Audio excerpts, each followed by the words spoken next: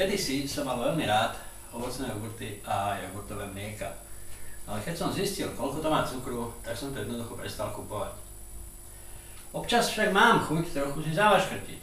Tak čo? Dnes ma napadlo, že si urobím jogurtové mlieko sám. Veľmi jednoduchá vec. Nízkotučné mlieko.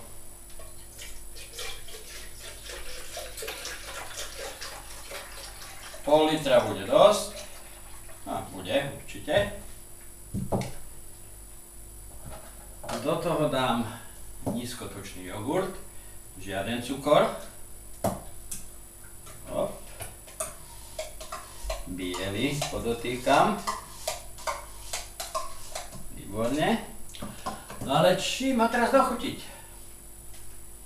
Čo tak dať zipštych? Tak ma napadlo. Vyskúšame. Tak šupneme tam jeden zipštyk. Poď. No. Tento zvuk nemám veľmi rád.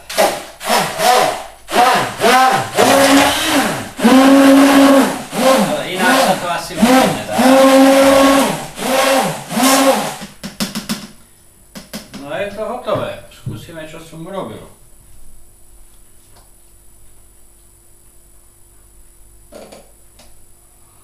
Vonia to dobré, ovocím. Aj chutí to dobre. Takže, proteínový, nízkoenergetický nápoj plný antioxidantov. Výborné je to na desiatu, na olovrant, perfektné osvieženie.